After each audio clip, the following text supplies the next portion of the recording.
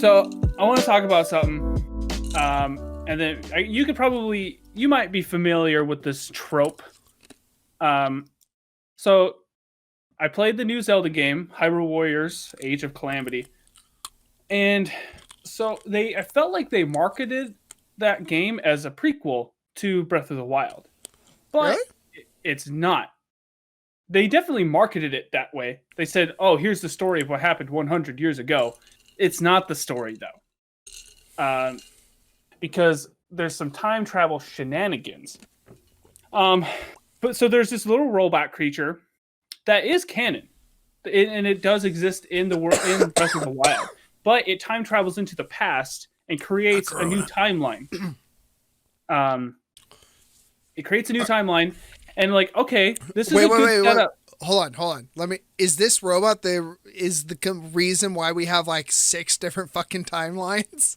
No, because Breath of the Wild, as far as we know, takes place after every other Zelda game. And this robot named Terraco goes back only 100 years to before the Calamity started. And his intervention creates a new timeline split.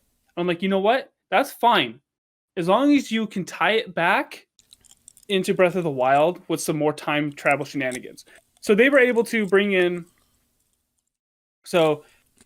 nobody dies in this timeline. They have people from the future, the new champions, time travel back to help them, and you get to play as them. There's tons of sweet playable characters, and everything's going right.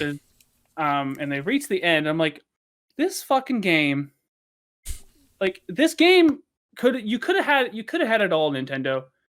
You could have given us a prequel that ties back into Breath of the Wild, and given us all this time traveling shenanigans, fan service, rewritten everything. That's like, you could have done all of that as long as you had. Because what I wanted the ending of the game to be, it's like I wanted them to fail. I wanted an evil time traveling robot to come in and revert everything back to the original timeline. Because that way it can still be canon. You can have all your time travel shenanigans, all your fan service moments. You can have all of that. All you had to do was create a bad ending where it all reverts back to normal. Like, you know that trope, right? Like, oh, here's this like weird side off adventure in your anime in a movie. It's like, oh, but by the end of the movie, everything's back to normal as if it never really happened. Yeah. That's how you can have your cool fan servicey moments. What did they do? What did they fucking do? They had a happy ending that resulted in a new timeline. And I'm like, you're kind of taking a shit. First of all, you did not advertise that game. You didn't advertise this to me. You know there's 3 different timelines for Zelda, though, right? Yeah, but I didn't want a new one. You didn't want a 4th timeline? Not one. What if they didn't actually make a new timeline? What if they're hinting that this is the start of one of the other timelines you already played through? Mikey, all of this happens after everything else in the entire series.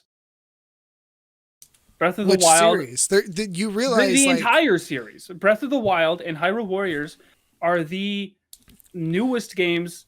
So did they combine all 3 timelines to one area? Because that's, okay, here's the thing. Because one timeline, Link dies. Yeah, but then like a new Link shows up. So no. Like literally one of the timelines, it's over Ganondorf 1. Yeah, but that splits into a new timeline where you get The Legend of Zelda, The Legend of Zelda 2, A Link to the Past.